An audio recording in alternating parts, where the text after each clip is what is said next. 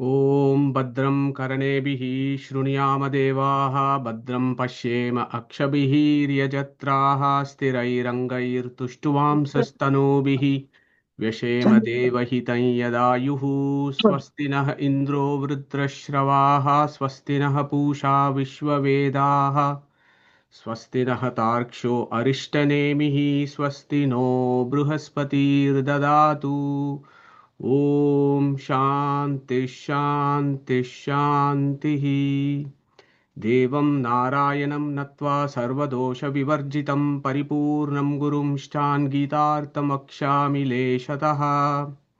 So, good morning, good afternoon, and good evening to folks who have linked in from various places. So, as you all know, we are doing Gita chapter 8, and today is part C, and we also have a guest speaker sharing his thoughts on Akshara Brahma Yoga. So, we have a packed session today evening. So, I'll pass it on to Anandji to lead this session, please. Anand, over to you. Sri Gurubhyo Namaha, Hari Om, Sri Krishnaya Namaha.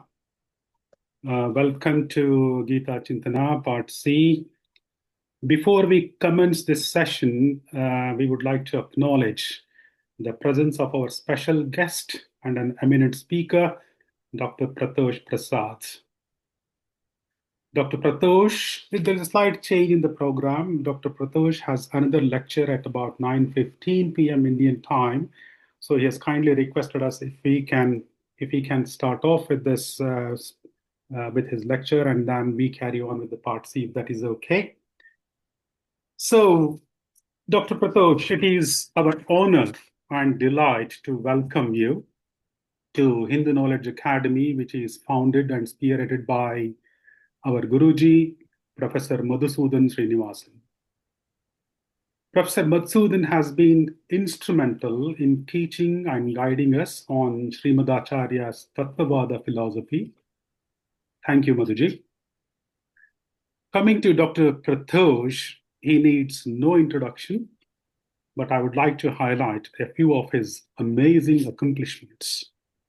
I would rather like you to begin the session. It's okay. I mean, yeah. So that Sir, I have to do justice. I'll quickly go through your accomplishments and then I will hand over to you. So maybe I'll do it myself, no problem. Okay, sir. Over to you, Dr. Prathosh Prasad. Yeah. So namaste, all of you. It's a pleasure to be here. Yeah. So it's very heartening to see that people, even though you're not physically in India, in Bharat, you're completely intellectually and mentally present.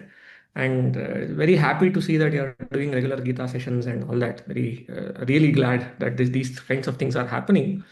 And also very nice to get to know you, Madhusudan ji. So I had heard about you, but yeah, I'm meeting for the first time, even though virtually.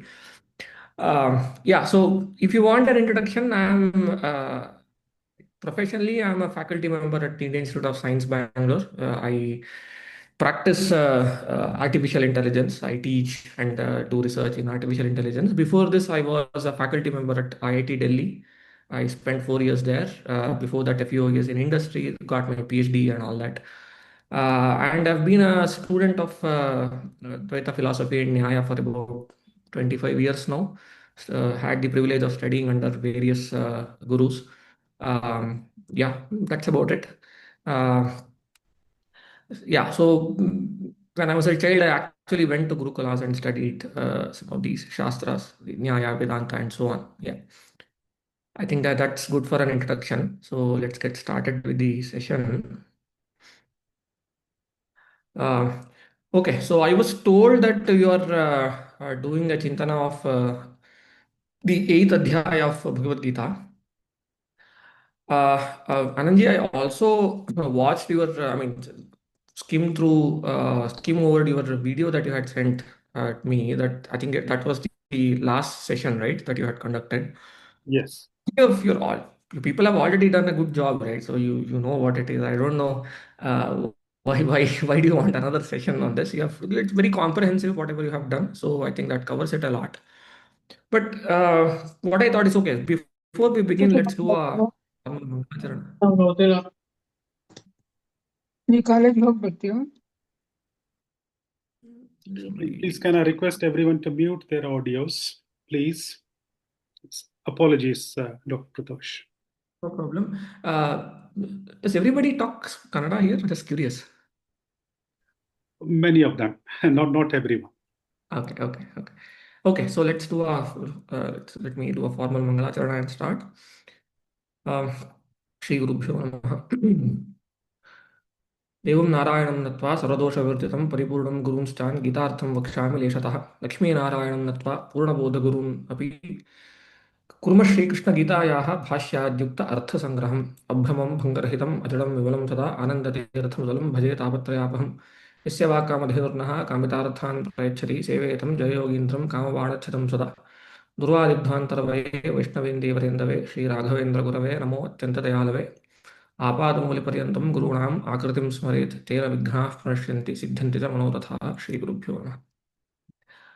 Okay, so so I was told that you are interested in the eighth chapter of Gita, eighth adhyaya of Gita. See, what I thought was the following, given that you people already have a lot of background on Gita, especially chapter 8 and so on, I thought it would be a better thing to uh, introduce you to sort of the nuanced way of looking at Gita. That's what Srimad does, both in his Bhashya and Tatparya. So, I mean, see, Bhagavad Gita has multiple layers of meaning. Am I audible? Because I can't see anyone. So, just want to ensure that I'm Prathosh, audible. all good here. Audio is perfectly fine. So yeah, we have just Okay. muted the video so that you're showing up for all of us from here.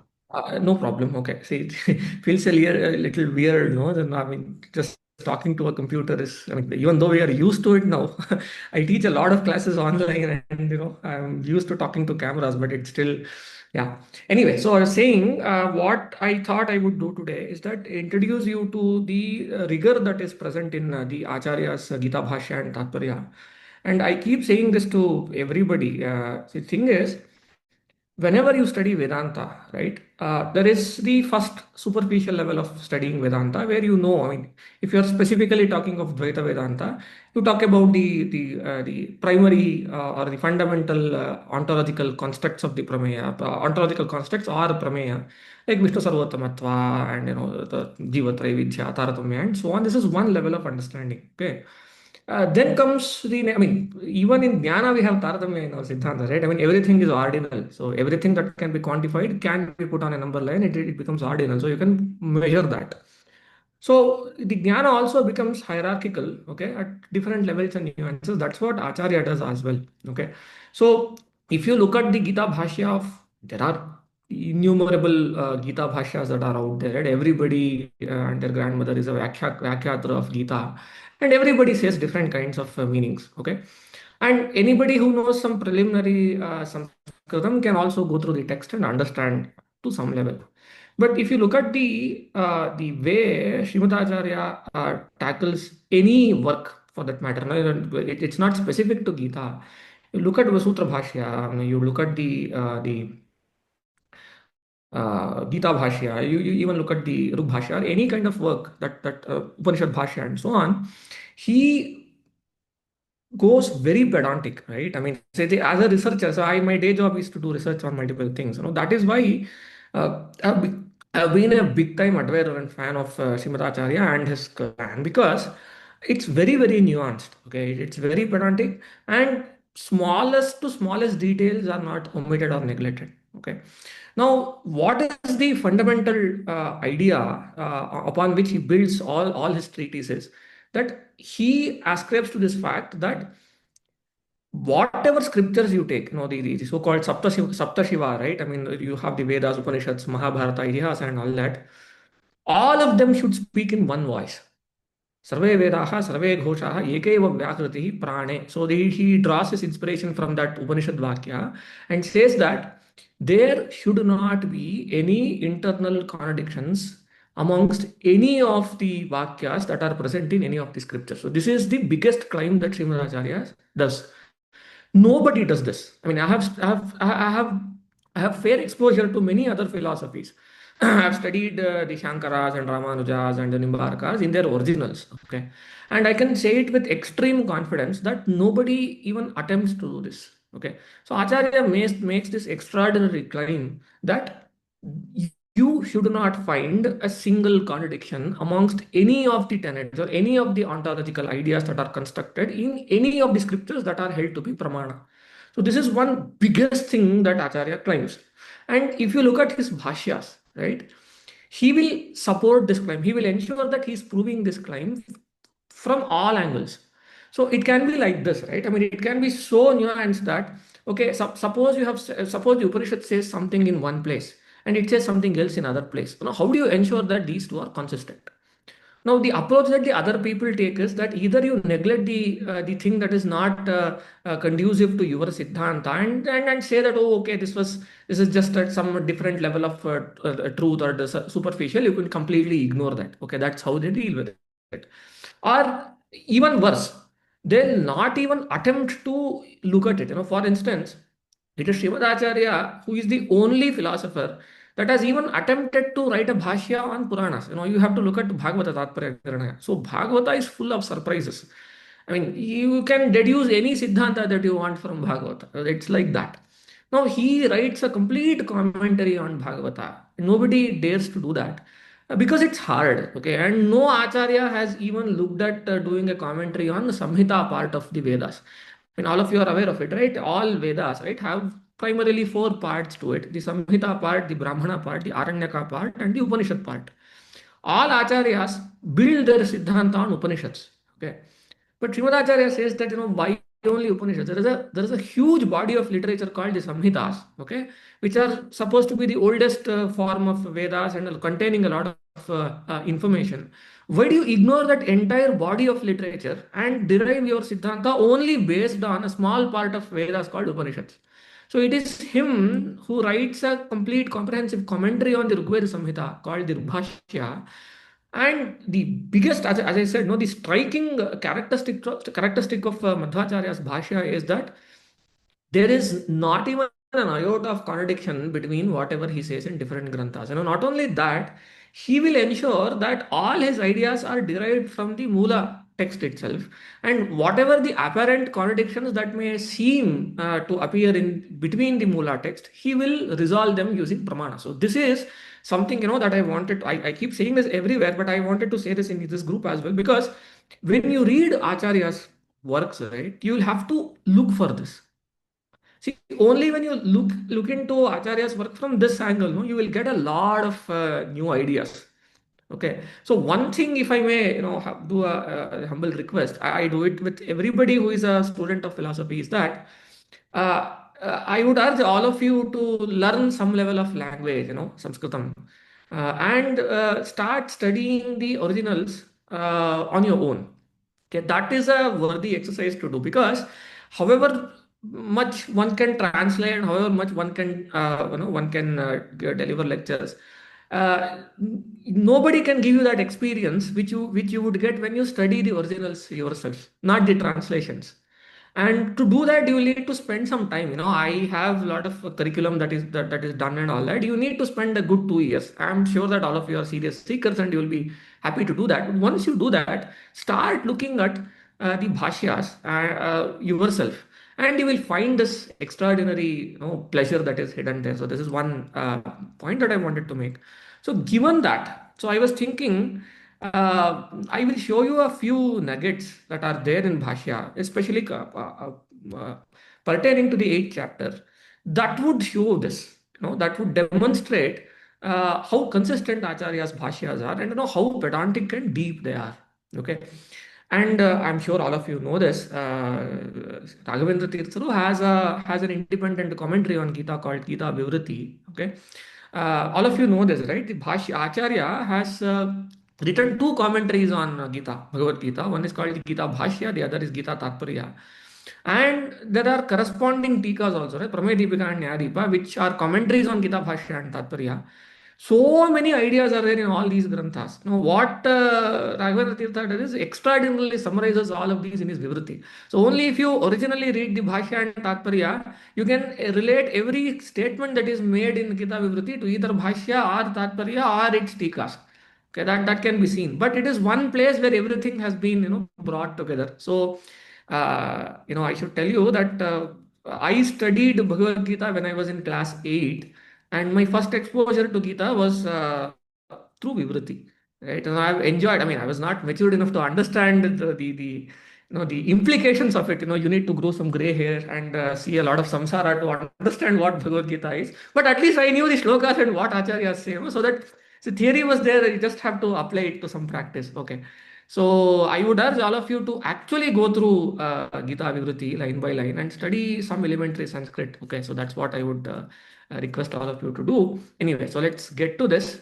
I don't know. The Upodghata itself took 20 minutes.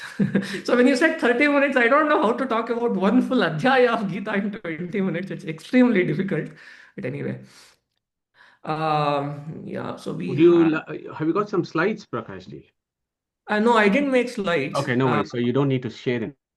I don't have. I don't need to share So anything. you don't have to compress everything in 30 minutes. You can go up to, however long you would want. I No, think but the as I time said, no, constraint is on your side, so go for it.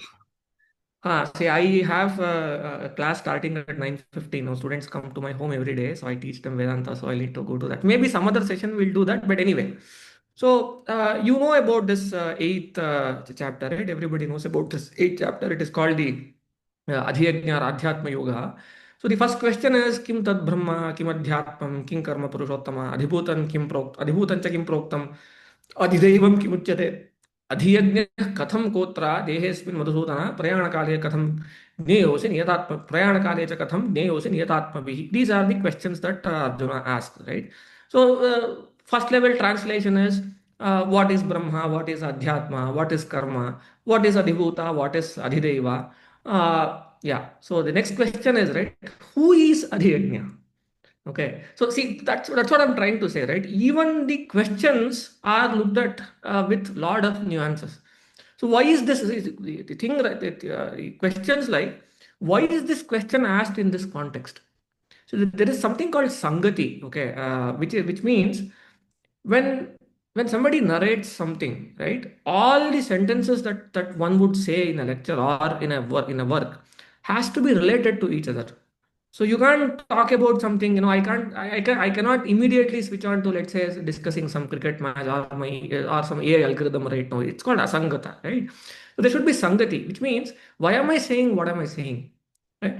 So Acharya shows sangati for each of the shlokas, not only shlokas, right? Each of the questions that Arjuna asked. Why is this question? Why was this question asked here?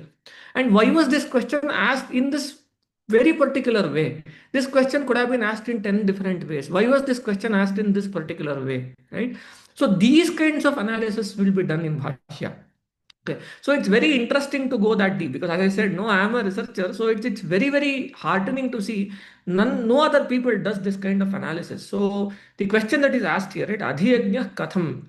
So if you look at it closely, in the first loka, all the questions are the Kim questions, right? Kim Tad Brahma, Adhyatmam Kim, Kim Adhibhutam, okay, and Kim Adhidevam Proktam. And suddenly in the second shloka, they are Katham questions, Adhyajna Katham.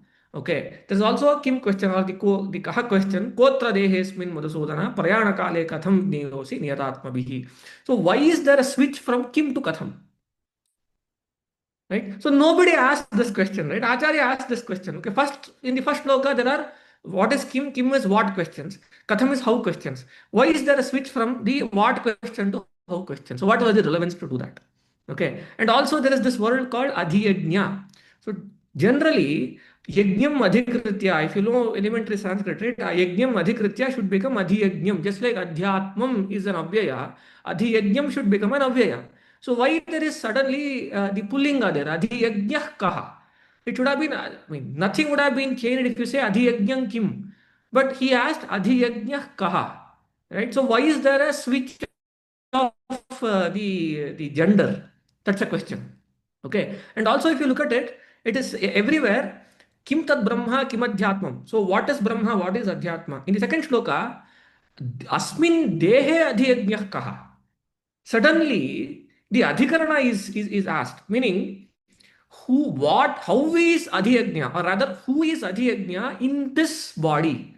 So suddenly, why was this ashraya or the adhikarana referred to? look at the second shloka, right? It was not asked where is this, or rather, where is this adhyatma residing, or where is this karma residing, or anything. Suddenly in the second shloka, asmin dehe adhyajnah katam. So what is the significance of particularly using that word dehe in the question? Right? So these are the questions that Acharya asks.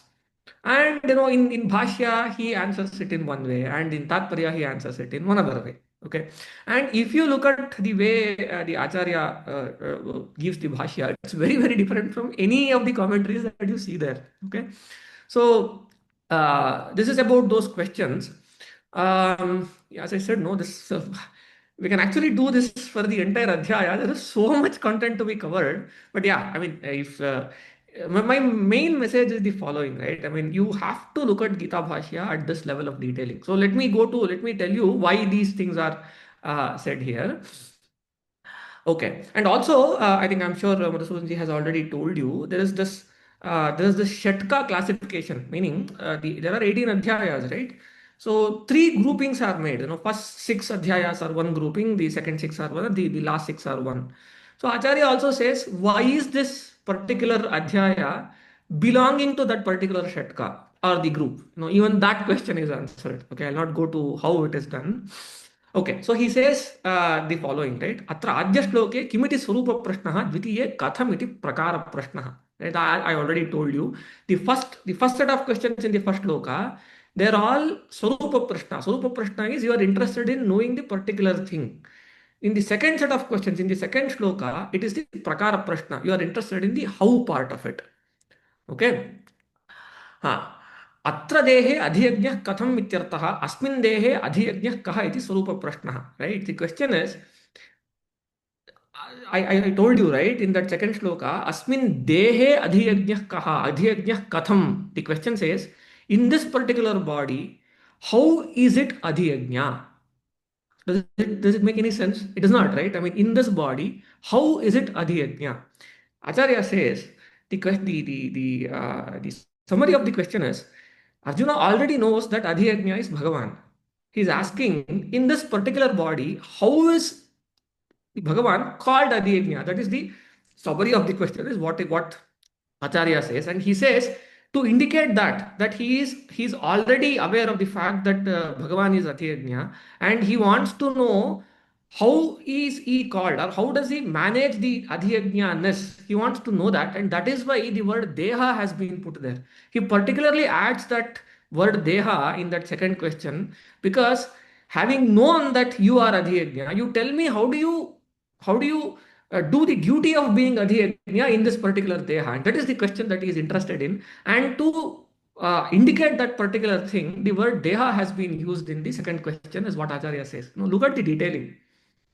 Okay, so this, I mean, people say, okay, I mean, that is Mahabharata is some kavya, right? I mean, some deha word is there, it's okay. I mean, you can just use the elementary Sanskrit and do something. But he says, why is the word deha here? Is because of this particular thing. Okay, so then he starts answering. It is aksharam brahma paramam swabhavo adhyatma uchyate bhuta bhavodbhavakaraha visargaha karma sannitaha iti. Okay, so here, um, yeah, see, if you read the shloka, aksharam brahma paramam swabhavaha adhyatmam bhuta bhavotkaraha visargaha karma sannitaha. So the question was asked, what is brahma, what is swabhava? Sorry, what is adhyatma, what is karma, and etc. There is a straight answer, right? Aksharam brahma paramam, swabhavo adhyatma uchyate, bhuta bhavodbhavakaraha, karma sannitaha, visargaha, karma sannitaha. So here also, lot of questions are asked. So the question is, what is Brahma? Okay. So a straight answer could have been, I am Brahma. Krishna could have said, I am Brahma. He did not say that. He said, Aksharam Paramam Brahma. Why was this asked? Why was this said this way? See, we all know that he is the one who is referred to as Brahma, right? When Arjuna asked, what is Brahma or who is Brahma? The straightforward answer is, I am Brahma. He does not do that. He says, Aksharam Paramam Brahma. Why is this? Okay. And also, Swabhavaha Adhyatma Uchyate. I mean, the anybody who knows some Sanskrit would say, Swabhava, the self, is called Adhyatma. What is the relevance? Adhyatma is not, I mean, he's just saying Swabhava is self is Adhyatma. So So what is the relevance of saying this? All these questions are asked. Okay. So let me take one at least. Why did not Krishna say that I am Brahma, but he said Aksharam Brahma? Here is the answer that is given by the Acharya. There is an Upanishad Vakya that says, okay, tasmad aksharam ityachakshate etameva santam iti. So in this Upanishad Vakya, what is said is Brahma has been referred to as Akshara, or rather Akshara has been referred to as Brahma. So what Krishna is trying to do is, while Arjuna asked this question, who is Brahma, he wants to say that Akshara, right, the Upanishad Pratipadya Akshara is Brahma. And to give that additional knowledge that Upanishad Pratipadya is Akshara, he used that particular word Akshara, is what Acharya says.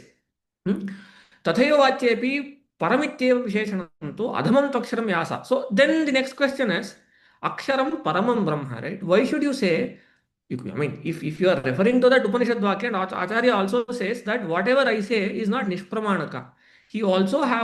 Krishna also has this intent of referring his statement with an existing Upanishad Vakya. Okay, that's why he uses that word Akshara.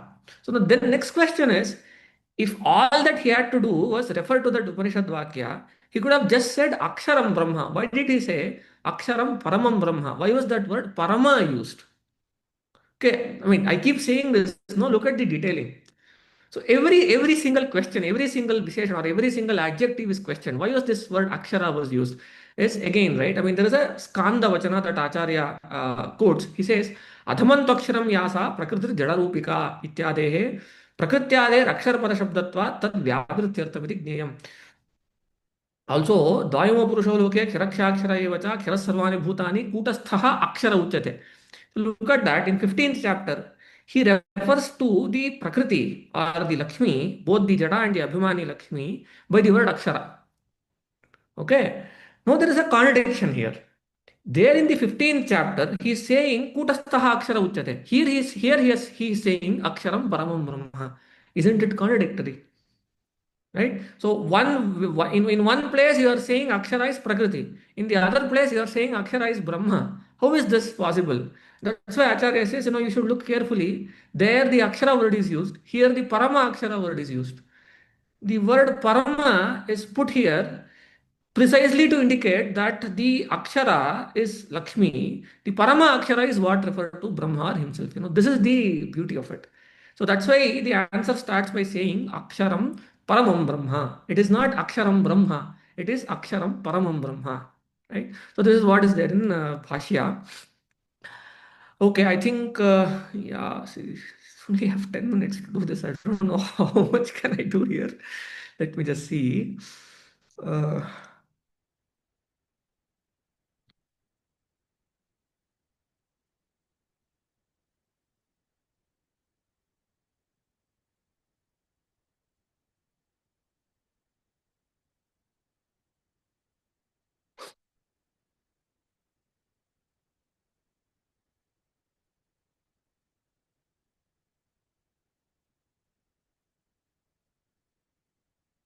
Ah, the other interesting thing that can be said is this. I asked you this question of atra dehe adhyajnah kaha in the question that dehe word is used, right? Acharya says the the question is in the bodies what is adhyajna, right? Or who is adhyajna and how are you adhyajna? Two questions. Now, why was that adhikarana or dehe used there was the question, right?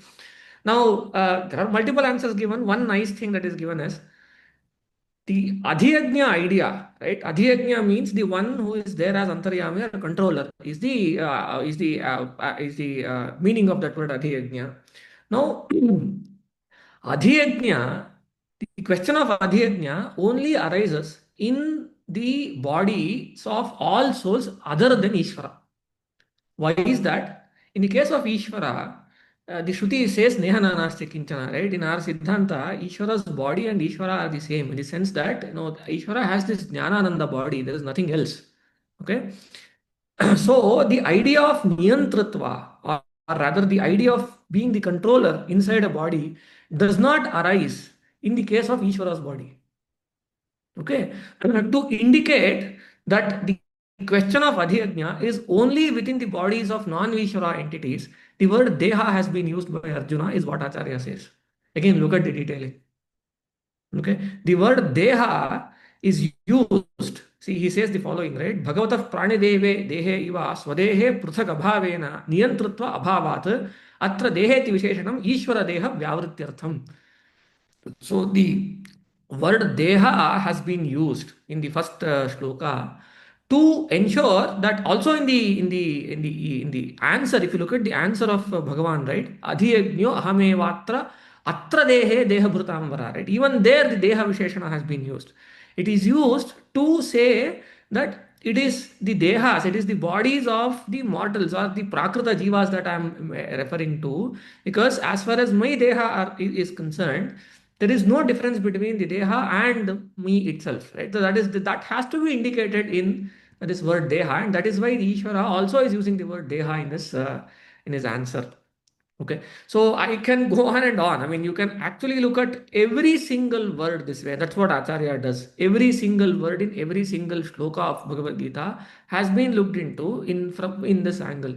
See, I'll tell you one other thing, that is very, very controversial in this eighth chapter, and then I can maybe pause here. Uh, yeah, so there is, I mean, I'll just mention this and I'll go. See, there is this shloka also, right? Let me just go to that. Abrahma bhavanalokaha punaravartino arjuna mamupetyata konteya punarjanma navidyate. So you have that, right? The lokas that is above the Satyaloka or the Brahmaloka are the ones which when reached will not send you back. The other lokas will send you back. Okay. Now, Acharya quotes a lot of other Pramana Vachanas from other Puranas, okay, and says that there are cases where they say that even people who go to Brahmaloka will come back. So, why is this? Why isn't it contradictory? So, then Acharya makes this argument that there are two Brahmalokas. The one that we know as the Satyaloka, the other that is there on atop the Meru hill. And the Brahmaloka that is being referred to in this Bhagavad Gita is the one that is atop Meru hill, okay, which is below the Janaloka. So this is how he addressed the contradiction that is there here, and also the Bhagavata Vachana and other Purana Vachana. Okay, and also even if you take that this is Satyaloka, he says there are two types of people. One is the Muktas and the Amuktas. The Muktas that stays in Satyaloka have an amsha, have an amshika coming back to the earthly places, but the other kind of jivas not have the amshika returning also. That is what the Bhagavan is referring to, is what he says. Okay, so this is one. I mean, as I said, no, every single word that has been said has been subjected to this type of rigor in Acharya's Bhashya. Okay, and the other thing that is very interesting is you have this thing also on Uttarayana and Dakshinayana, right? Where is that shloka?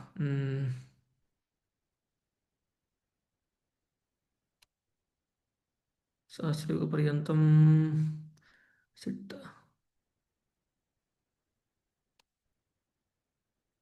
Can somebody recite that shloka to me? No, not that. No, that is. Upetya punarjanma abrahma bhavana lokaha. Okay, maybe even before that, no, there is one other thing that I thought I would tell you.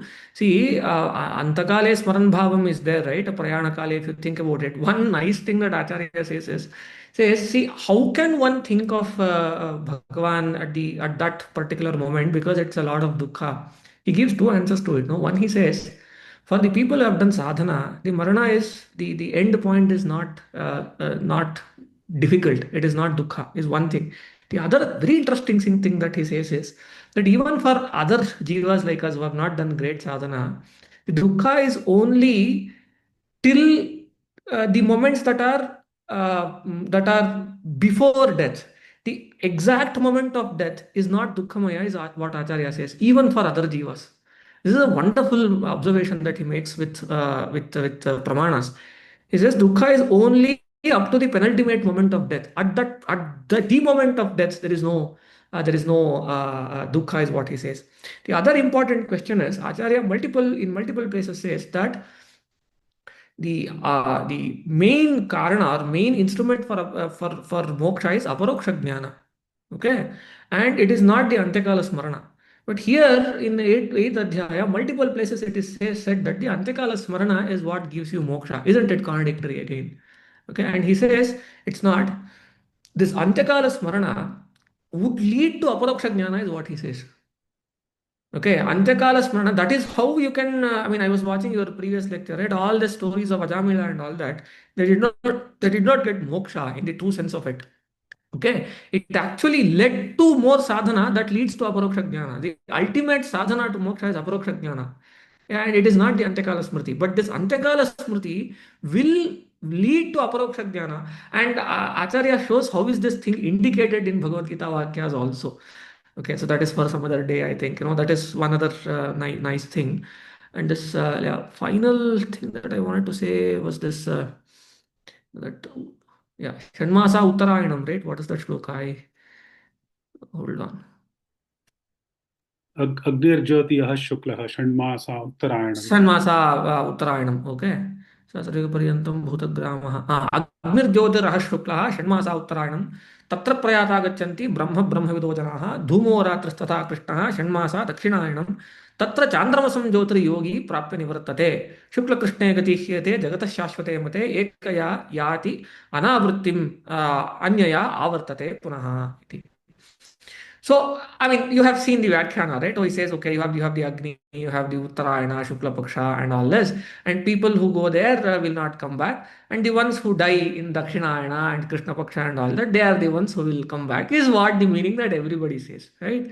And Acharya has a very, very different meaning to this shloka, right?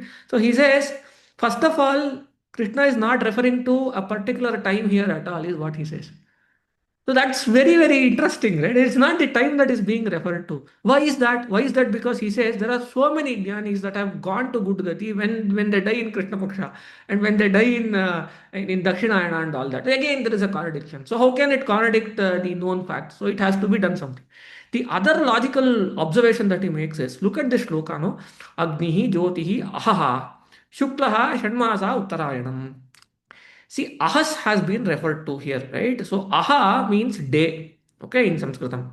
So, when it is already, I mean, when it is said when somebody dies in the day time, they go to good gati, right? So, why are you talking about Uttarayana and all that? Even Dakshinayana has days, no? See, I mean, so how do you resolve this contradiction? He says that is why it is not the time that has been said here. It's actually the Abhimana Devatas for that Kala is what he said. Okay. In fact, he refers to a Brahma Sutra to this effect. In the Brahma Sutra, Tritiya Adhyaya, right? There is a sutra that is to this effect. Let me just go to the sutra and tell you. It's in the uh, Chaturthadhyaya, Dvitiyapada, last sutra. It's called the Pratismaranadhikarana. Okay, Yoginah Pratismaryate Smaryate Cha is a sutra that is there. Interestingly, Srimad refers to this particular shloka of Bhagavad Gita in his Gita Bhashya there.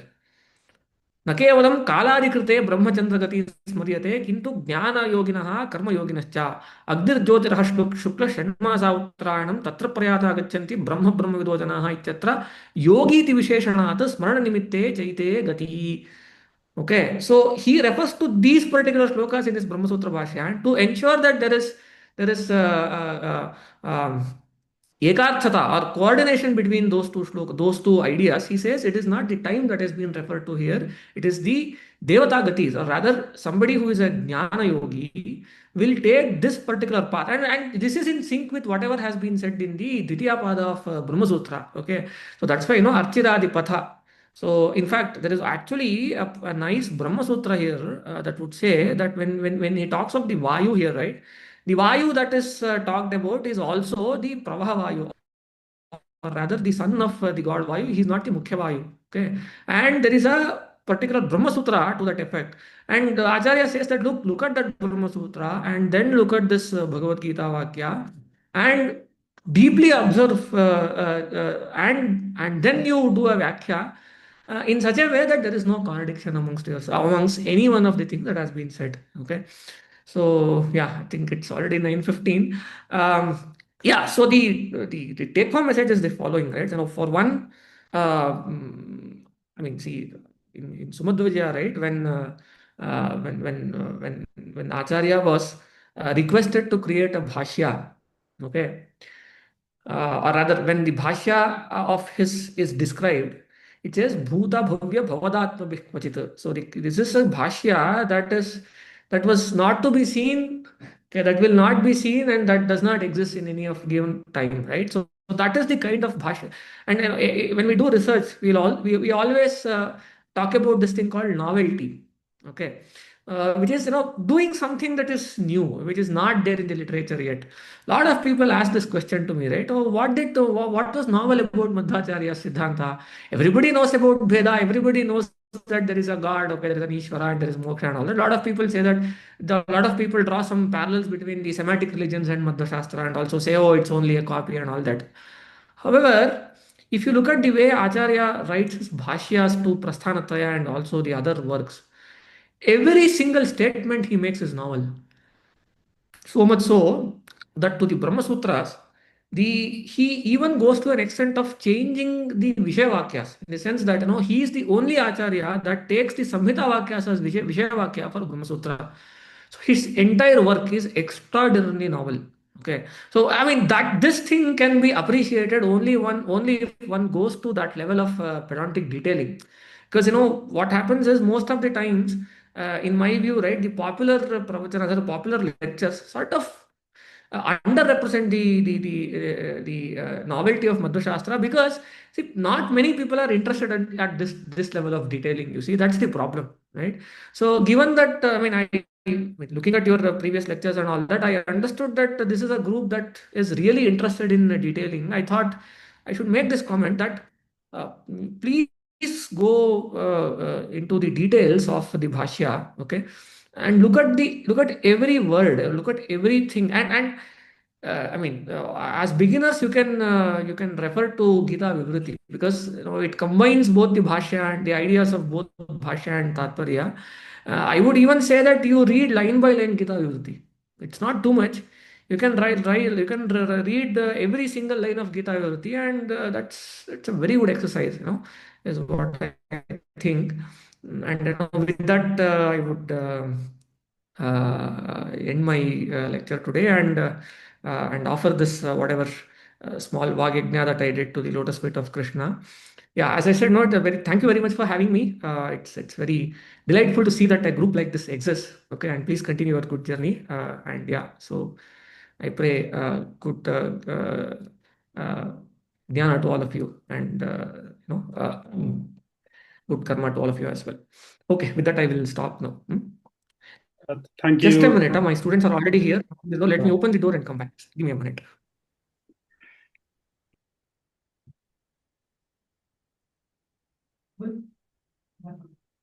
Anand, we should have 2 minutes questions. If Right. we say.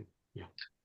Dr. Prathosh, thank you very much. It was very short, but I should say it was enlightening and illuminating. You've given us your precious time. I know there are students waiting for you. No, no, actually, yeah. So four of them have to come. Only one has come. So I'll still wait. All right. So So I have that gives us this great opportunity for one or two questions Q&A session. see. See, if we plan it well, I can come some other time as well. Just that we'll have to. I mean, there is this time difference also, right? This time is a little difficult for me because I'll have these classes. But yeah, we can do some other session as well. It will be great because this great lecture of yours hasn't whetted our appetite. So we will Sure. probably come back to you in the future. But can I open this session for Q&A? Please, please, please. So Harish, Mukund, I was ಇಲ್ಲೇ going ಬಾ. to. So Harish, I was just going to comment. Pratosh, fantastic lecture. You gave us a taster of what is the depth in which Srimad Acharya has dealt with this. And I was just going to say the whole purpose of his appearance in the 12th century was to give us this kind of an interpretation and to completely revolutionize Brahma Sutra Bhashya and so on. So we have understood that from our other acharyas who have taught us. So thank you very much. So we really look forward to having you here on a regular regular schedule. But I understand timing is a bit of a challenge, so we will work around that. So Q&As, questions. Anybody pressing questions that we have for Prathosh ji? Anand. I don't have questions, but I thought somebody had. So the question we were discussing, Pratosh ji, was the importance of knowing these Archirardi Marga and Dhumadi Marga. Why should we know about these margas? What is the message behind these? Yeah, so when this question has been particularly dealt with in that Brahma Sutra that I said, no, yogina pratismaryate, smaryate chaite. So it is said that the one who remembers these particular margas during the time of death, right, are the ones who are going to get this good gati. So it's like remembering, what way one would go through. Okay, so this Maryate Sutra actually says that it is not only that somebody who gives up their body would go through that particular marga, but a sadhaka or a jnani has to remember that particular marga as well. And that is the vidhi that this Brahma Sutra says. Okay, so one needs to know what is the path that one would take, right? So that particular remembrance is in fact in the Gita Bhashya of Gita Bhashya also Acharya refers to this particular Brahma Sutra and says it is not only that a jnani will take that path, he would also remember that particular path during that death. Okay, so in fact, I don't know if I should say this or not. It's a pretty personal story, but anyway, nevertheless, I would narrate that. See, just 3 months back, I lost my Guruji. Okay, so the one who had taught me for 25 years. So today, I mean, I don't know, it's very serendipitous, or even thing is serendipity in our Siddhanta, right? Everything is Bhagavad Gita. You asked me to actually go through this eighth chapter, right? In fact, you know how he left his body? It was, I mean, it's pretty amazing. This happened only one, I think when did he die? 28th of August, I think. Yeah. So I mean, he was 89, okay. And his everyday schedule is he wakes up at 4:30 a.m. in the morning and he does all his paranam, and then every day he used to take his bath in a kupa. Okay. So that day he does all of this, and for some reason, right, one of his students at 6:30 in the morning calls him and asks about this marga, the Archiradi marga. Okay, specifically about this Yogena Smaryate Sutra. Okay, Yogena Pratismaryate Smaryate Cha. So this 6:15 in the 6:15 a.m. in the morning, he narrates this sutra. Okay, and then goes to take his bath and dies there after taking his bath. There itself leaves his body near that well. So this happened only 3 months back. Okay, so you asked me about the importance of just doing a smriti of that, right? So nobody knows what happens at that particular moment, right? That moment, but he remembered all this marga thing. I mean, it happened very serendipitously. So this student is a friend of mine. He keeps telling me that I wanted to talk about this particular thing with him for a long time, but I don't know why I chose that day. So he chose that day because that was the day he was actually about to leave his body. Right? So Acharya says that doing that particular smarana also is very important, not only traveling that particular path. Pani. So that is what it is. Yeah. Following on that, Prathosh, one other question. I know in our discussions yesterday, we were having a conversation. One of the other things that came is sometimes we compare with other world philosophies and views and see whether they are inspired from the Vedanta Darshana and the Vedic philosophy.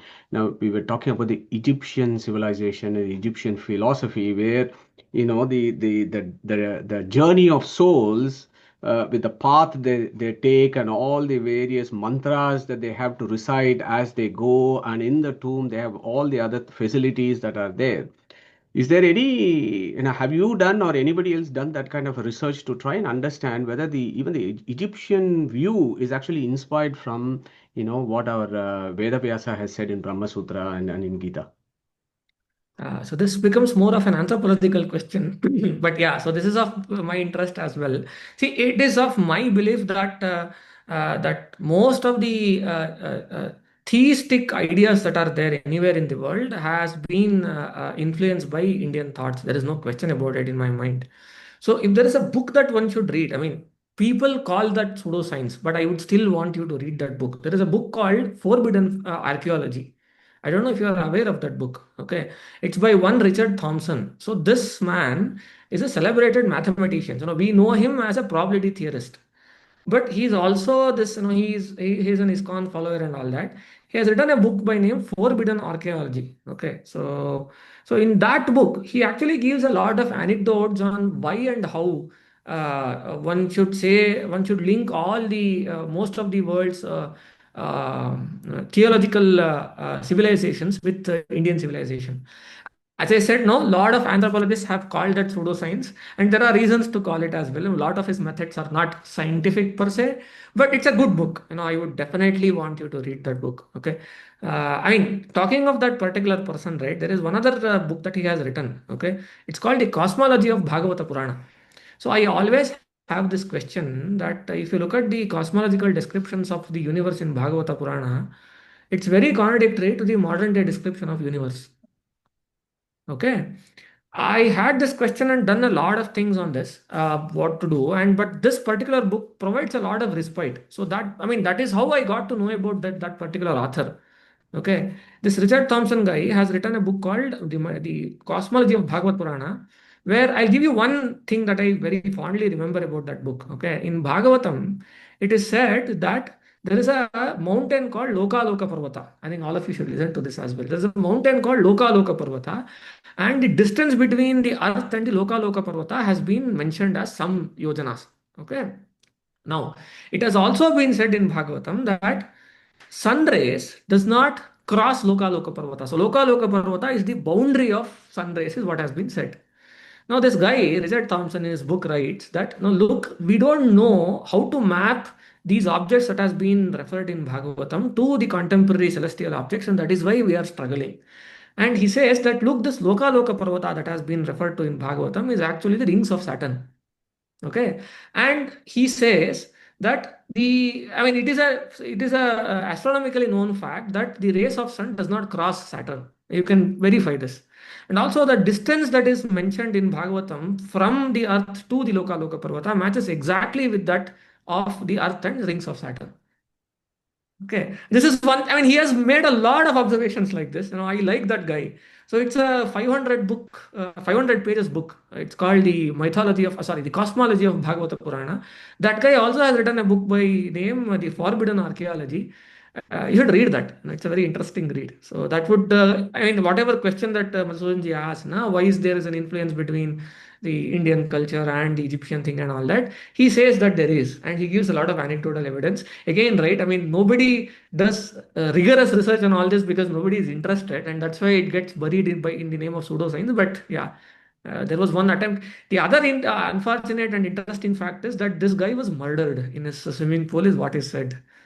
Okay. In fact, the day I got to know about this guy, I wanted to contact him and talk. This was actually 10 years before, I think, 10, 20 to 15 years before. I have gotten old. Yeah, when I was in high school, or I think, 16, 17 years old, then I got to know that the guy was killed. So there is no way to contact him. Yeah. Thank you. Thank So you. We have a question from GVG. GVG, go for it. Last I question, think, and then we'll let yeah. Prathosh. Yeah. Okay. Hopefully you can hear me. Yeah, I can. Great. I want to go back to your comment on the Antakale Smaran Bhavam. Mm-hmm. I thought I heard you say, it is more for a clarification for me, that what is the prerequisite for Nachapunaravartate? I thought what I understood that you said was, it is Antakale Smaran Bhavam is a prerequisite for Aproksha Jnana. Correct. And after aproksha jnana, it is, that is the, then that leads to nachapunaravartate, right? You don't come back, right? That is true. That is true. Right? But then if you take go back to the shloka, like in the second chapter, last one, Brahma Nirvana Mrichati, Mm-hmm. right? In that one, I thought Acharya said that it is one can, even for aproksha jnani, right? If the Antakala Smaran doesn't come, they come back. Okay? So be like a Bhishma being an example. right? So it is, I thought you have to be just to have the Antakala Smaran, the Aproksha Jnana is a prerequisite. Only for Aproksha Jnani, when they have the Antakala Smaran, it is those people don't come back. So meaning Aproksha Jnana precedes the Antakala Smaran Bhava. So your comment, please. Has he dropped off? I'm not sure. Oh, is that right? Oh. Yeah, sorry, my laptop ran out of charge, so I All had right. to. Yeah, so I Oh, mean, to your question, right, that is true. See, the thing is, what you said is, Antakala Smriti, right, is a necessity. It's not sufficient. So there is in mathematics, we talk about this necessary and sufficient conditions, right? The right. sufficient condition for the moksha is always the aparoksha jnana. Okay. What is said in the Dvitiya Adhyaya, Acharya says that an aparoksha jnani would have Antyakala Smriti. But having Antyakala Smriti does not guarantee aparoksha jnana. That is the thing.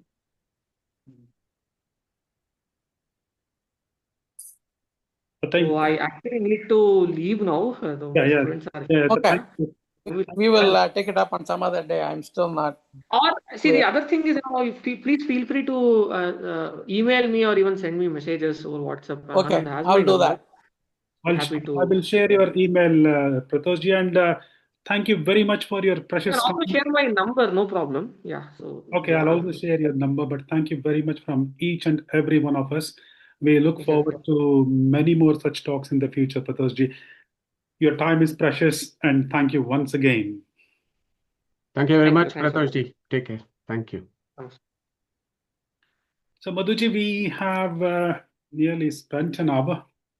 So, there is So, plenty more to talk, especially in the light of what Prathosh has said. Harishji, shall we do this next week? We could, yeah. Yeah, because you need time and you have worked hard, and there is a lot to discuss. And I think I think we will do justice if we postpone this to the next week. Madhuji, are you around next week, or you Upanishad I Chintan? can no, I can link in next week. I'm in Germany for some work related travel, so I thought I'll just link in. But Harish is presenting next Sunday. It'll be perfect timing.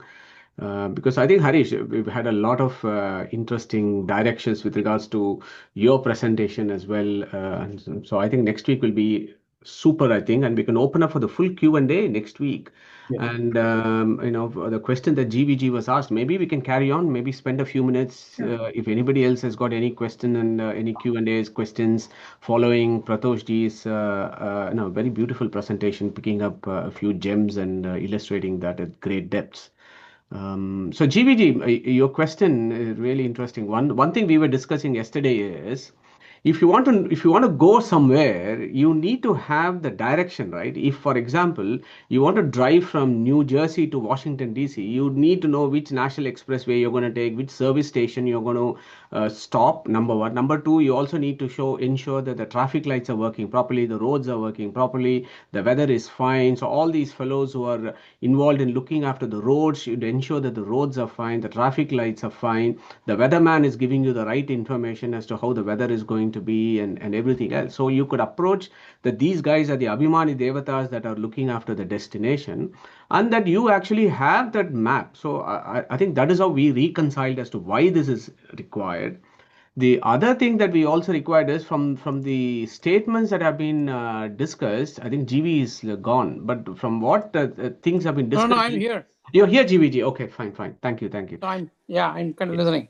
Yeah, yeah. So the other thing we also thought about is the very fact that these things are given in the Vedas and in the Upanishads means that they have to be there. You have to have a direction. You have to have a route. So that means this marga is real. The marga is there, and it is the souls that is taking this journey. So the souls are real.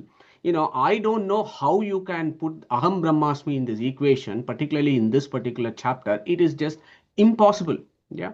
And if you put the Upanishads and so on, so this is souls are subatomic, they are real, and there is a path. That path is real. There are Abhimani Devatas are real, and that there is a destination. And folks like us need to know this map very clearly, either through GPS or whatever we use in our car. That we need to know this is how we kind of had that discussion yesterday as to why this is given. Why do we even bother to know? Okay. No, I think if I go back to my question is not about the marga. My question is about who is eligible to go where, right? It is about on the eligibility. So I thought that, my understanding was on the reverse, that first, foremost, one has to be an approximate jnani. So then comes whether you have the antakala smaran or not, right? So approximate jnani, and if you do have an antakala smaran, then you go to the archaradi marga where we don't come back, right? Where one doesn't come back. So that is one part. The other one is approximate jnani, but then antakala smaran doesn't come. Like for example, Bhishma, right? Bhishma is an approximate jnani, but antakala smaran, but then those people come back, right? So that is what. But if you are not an approximate jnani, forget it. We have to come back, right? It is given. So I thought that, but when it's first time that I heard that when the Acharya was saying today that it is that Antakala Smaran leads to Aprostak Jnana, and then Aprostak Jnana leads to a path of not coming back. So I thought that the order was reversed in terms of eligibility and then what is a prerequisite and everything. Because in the second chapter, when Acharya talked about Brahma Nirvana Muchyate, he brings that Bhishma example there, right? Even if it's an Aprostak Jnani is the first eligibility. And then the second one is whether you remember or not. That is the second stage. So I thought the order got reversed in the way that is today. So I wanted some clarification on that one. So just so that you people also understand where I'm coming from. Very interesting, GVG. So if you even look at the Mundaka Upanishad, the order in which it's discussed, first is, when you go to that Dhanur Grihitva Upanishadam Mahastram, that whole verse in Mundaka Upanishad, first is Paroksha Jnana is discussed, then Aparoksha Jnana is discussed, then in the later sections where the Archiradi Marga, the Pitriyana, Devayana is discussed, and so on. So I would fully concur with you on this one. Maybe the view that was being expressed there is you can be an aparoksha jnanin, but if you have still not exhausted your prarabdha karma, you're going to come back. You're going to come back. You're going to come back. So it right. probably is those chappies who have got the aparoksha jnana, who still got the prarabdha karma, still needs to be exhausted. Those fellows will not get this particular remembrance of how it's going to happen. Is how I maybe that's how we reconcile this. But the direction of travel for us is paroksha, aparoksha, and then that's it. Is how I have also understood it from our gurus. Right. So Yeah. anyway, that's So I just Madhuji, wanted. I think just to come in there, I think he rounded up with saying what's necessary and what is sufficient, right? So while Antakala Smarana is necessary, by alone it's not sufficient. Sufficiency perhaps comes, or the other way around, either way, that Aparoksha Jnana itself, none of them are sufficient by themselves, but both of them are necessary. So both need to be there to make sure that one doesn't come back. That's how at least I was following. Sure. That is right. For an one-way ticket, right, where we don't come back, both are needed, right? But then in which order, right? That is what it is. And then the other one is even if you have Antakara Smaran, right? But in this context, it is about Antakara Smaran was discussed in terms of whether you're going to come back or not.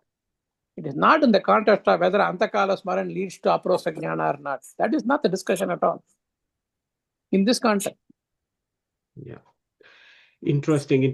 So I think that Devalji is on. Devalji, I'm going to put you on a spot here, if that's all right, because I know you sent me a message with a question. Do you want to put this here? Because I think it came up last week. Devalji, over to you. I think this is the discussion. What is being discussed here is unclear. And I think I agree with this, agree with what GVG is saying, that that is the confusion, which I don't think is reconciled.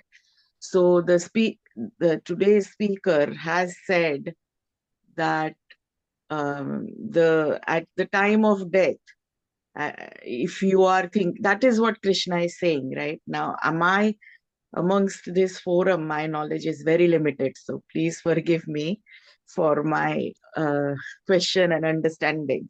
So as I understand it is, Krishna is saying definitely that at the time of death, you think about me, you will stay with me. And that is what today's speaker was saying, is that Antakara will lead to Aparoksha Jnana, which is not what we have discussed this so many times. And the path that you have described is very clear, is linear and very clear. But, so from today, what I'm thinking is, first of all, we will have to have God's grace to know what is the time of death. Not everybody knows that they are going to die. As in factually, that is my experience. But assuming that you are going to die, you can have a Paroksha Jnana in the story, or in Arjuna has had a Paroksha Jnana, and then the Gita continues, right? So in that sense, he is doing his prarabdha karma afterwards. But in some of the other things is, if you do that abhyasa, and if you are on your deathbed and thinking, is Krishna saying that you will have a Paroksha Jnana and you will have moksha, is the question. I don't think this discussion is reconciling this. So, so apologies, but that's what I'm understanding from this. So Devalji, if abhyasa is helpful, abhyasa, and then Venkiji was saying the more abhyasa you do, it becomes a habit, and then it is more about the habit. But the fact remains, you can do whatever abhyasa, how much ever abhyasa you want, you can have whatever habit you want, you can constantly chant the name, etc., etc. But at the end of the day, if the grace is not there, nothing is going to happen. So, but at least we have to make that attempt around abhyasa and habit. But the process is very clear. I mean, maybe Anandji could go back to our speaker and get some further clarification with regards to what thoughts he was sharing at this, because as you know, this is a pretty serious group. So our direction is very clear. You do Savana, Manana, Dhyana, and then what did Maitreyi's, Yajnavalkya's discussion is very, very clear. Atma vare drashtavya, shrotavya, mantavya, nitidyasitavya. Three things for drashtavya. And then the nitidyasitavya maybe will be your abhyasa. Do your abhyasa constantly, then you will get aproksha jnana. Then there is no part. And that aproksha jnana, Upanishads are 100% clear. Mundaka Upanishad, Katha Upanishad, they've all given lots and lots of things about nadis and so on. And only when you go through this, you will go to the Devayana Marga. Only through Sahasrara. Unless the jiva exits through the Sahasrara, there is no scope for Devayana path. And the Sahasrara exit will only happen to an Aparoksha Jnanin who has completed all his aprarabdha karmas. And then only that marga actually starts for him. And then we may have theoretical background of reading through our satsang, what that Archiradi marga and everything else, so we can have the theoretical knowledge. But whether that knowledge will come to us at that point of death really depends on whether we are Aparoksha Jnanin and we have exhausted all our Aparoksha, our Prarabdha karma. Once these two are satisfied, then you will get, oh yes, this is the direction I'm going to go. Is how I have learned from the gurus whom we have learned from. But very, very interesting discussions. Shaptar. Yeah. I totally concur with GVG and Devalji what they said. And this slide which I put there just to show that when I was doing this presentation, this is what I came to know exactly. Like first it is Aparoksha Jnana, then end of the Prarabdha karma, and only then there is a grace of God. Then the God will help you remember Him at the final moment. And that was my take on that. So Anandji, in the fourth adhyaya, okay, the fourth adhyaya in Brahma Sutra, the way in which the padas are arranged is very clear. Karmakshaya, Marga, Bhoga. Yeah. So I'll write to Prathosh ji and probably next week I'll make a comment on it. Shaptarshi. Yeah, I just want to add a small point here that even though we, as we already know that even though we practice harder, there is unless we have the grace that there is no guarantee that at the last moment of our life whether we can remember God or not. But actually, if in the Varaha Purana, actually, it is a similar question asked by Bhuma Devi to Varaha Dev, that if a person if he practices throughout his lifetime but at the last moment if he cannot do so, there Lord Varaha said that if the person practices harder and in the last moment if he cannot remember me, no problem, because as he has practiced harder, it's my duty, I will take care that he remembers me, like in something like I forgot the shloka, like, but yes, this is something in Varaha Purana is mentioned. Yeah. Thank you, Saptarshiji. Any Okay, other? based on all this, it almost feels like the Antakala Smaran is not something you can plan for or will for, right? So you work on the other things, and this may just be incidental. I mean, that may be a question to follow up. Yeah. So Sorry, it can't be incidental. Following today's talk, it is there because there is reason why it is there. So No, the but how will you plan for it is the question. Okay, yes, you know that you need to do this, but how will you plan or the execute it? planning for it is abhyasena. So you have to continuously practice. You don't know when that is going to happen. And that is why you have to surrender and believe that God will help you remember and give that grace. Sorry, that bit is clear. I don't think that bit is, it's clearer in my mind. No, but if The Aparoksha Jnana also doesn't guarantee it, they will, how would you plan for it? I mean, beyond, if based on what I heard today, even with Aparoksha Jnana, the Antakala Smaran is not guaranteed, right? So Harish, Aparoksha Jnana, one thing is guaranteed is once you have Aparoksha Jnana, moksha is guaranteed. Okay? At some point. It could be now Right. or later. Okay? So moksha is guaranteed after Aparoksha Jnana. But it's all about in between Aparoksha Jnana and moksha, what else needs to be exhausted. So that what else needs to be exhausted is the prarabdha karma. Because karma kshaya, your bag of karma is destroyed already. But the ones that are come into fruition needs to be completed. So that prarabdha karma is what that is between aparoksha jnanin and going to Satyaloka and hang out permanently and not come back again to Pitruloka, I mean Mrityu-loka. So that is the only thing that is Aparoksha Jnana, moksha is guaranteed 100%. When you will have that knowledge about what the direction is depends on your prarabdha karma. That's the question. Yeah, Okay.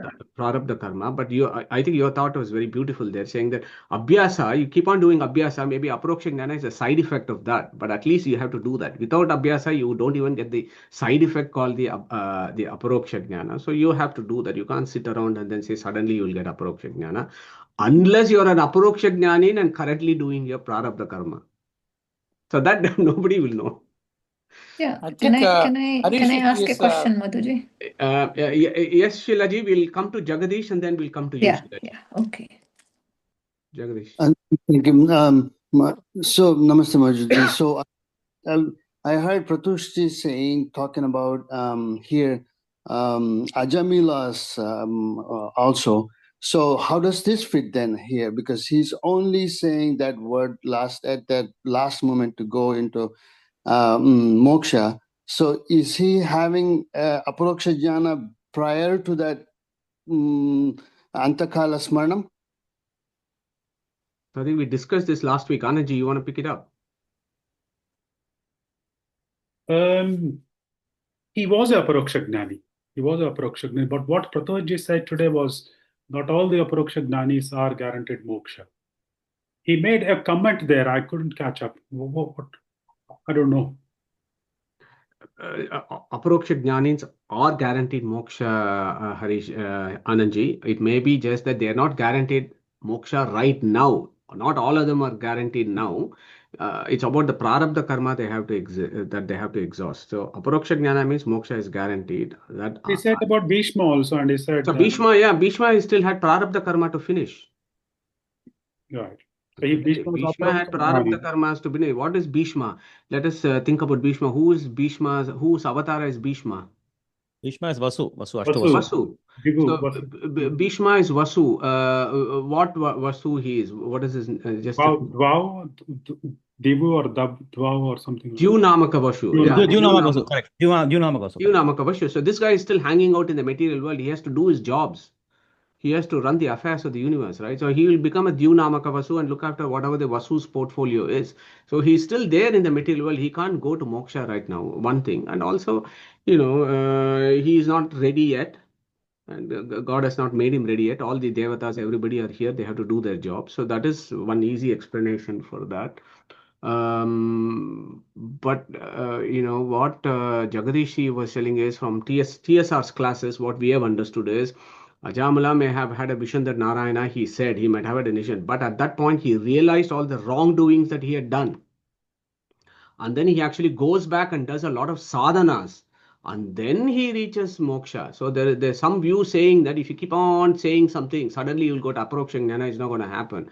Actually, Ajamila then goes and does a lot of sadhanas, and then he attains, moksha and everything else is what I've heard. Exactly. That's I recall now. He lived for another 80 years. Yeah. And when he had that vision, he was already at the end of life. But after that episode, he lives for another 80 years, does all the sadhanas, and then he ultimately reaches. Sheilaji.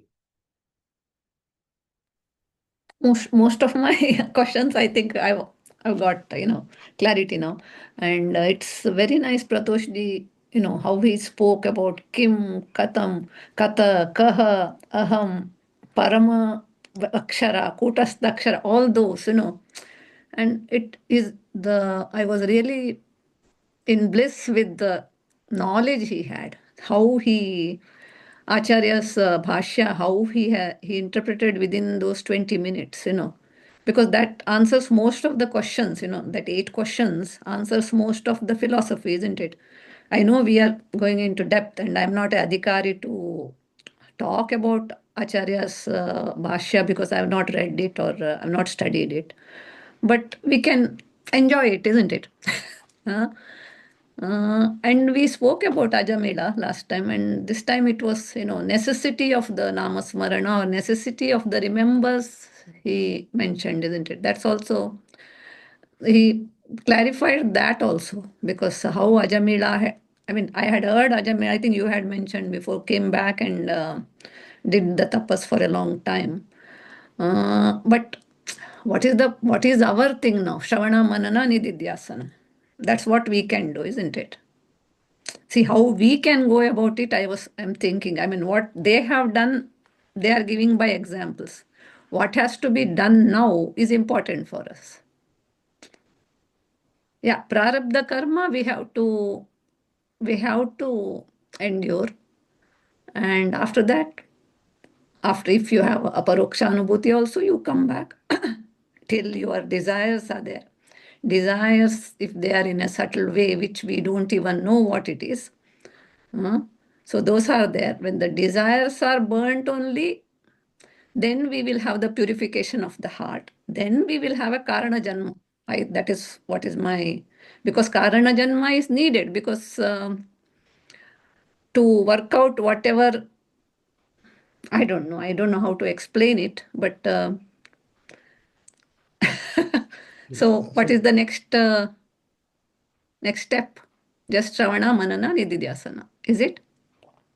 Sheilaji, I think that if we all stick to that, that is good enough for us, I think, because we are nowhere in this categories. We are nowhere. Yeah, that's why I don't even know whether we are Manushya. We are in a Manushya body.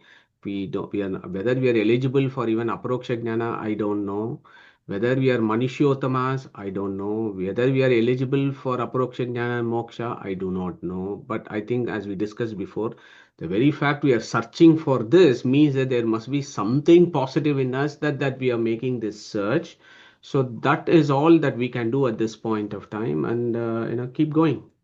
Yeah, this is not easy path, you see, because we are in the society, and whole society is, it's as though we are swimming against the wave, isn't it?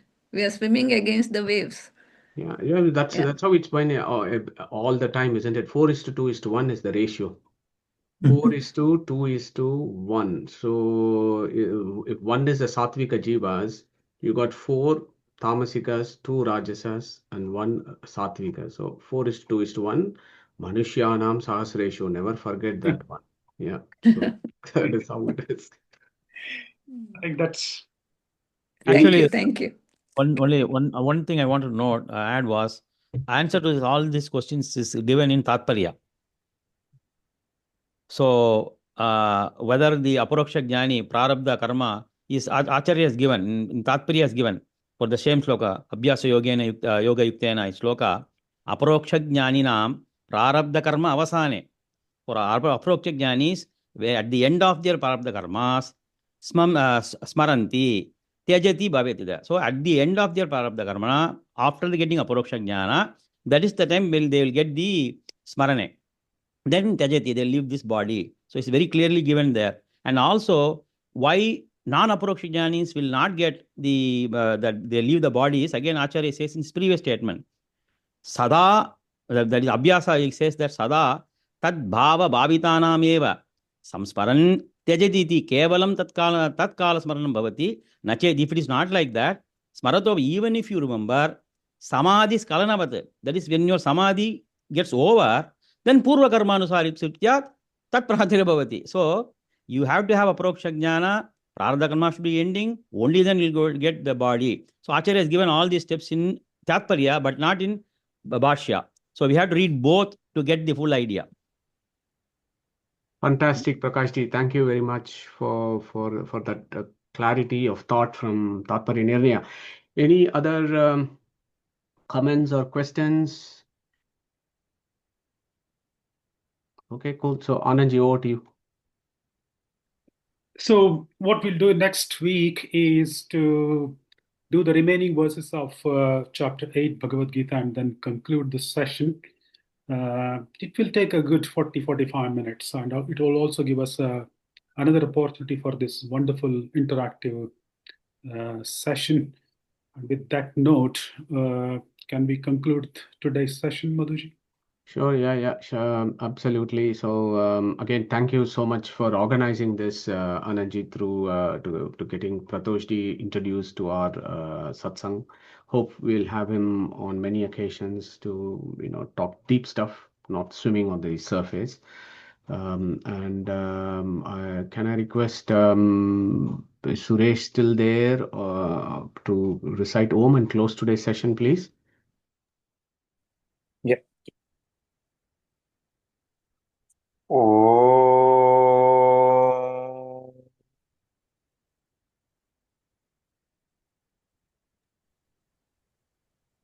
Thank you very much, Suresh, and thanks everyone for joining us today. So next Sunday promises to be another very interesting completion of chapter 8, and then in a fortnight I'll pick up on the rest of the verses of Kena Upanishad, and hopefully by November we should be done. End of November, early December, we should be done with Kena Upanishad, and then in the new year let's go for Aitareya, Maha Aitareya Upanishad. Let's do that. On that note, Hare Krishna. Take care, everyone, Hare Krishna. and see you next. Hare Krishna. Krishna. Guru Namaha.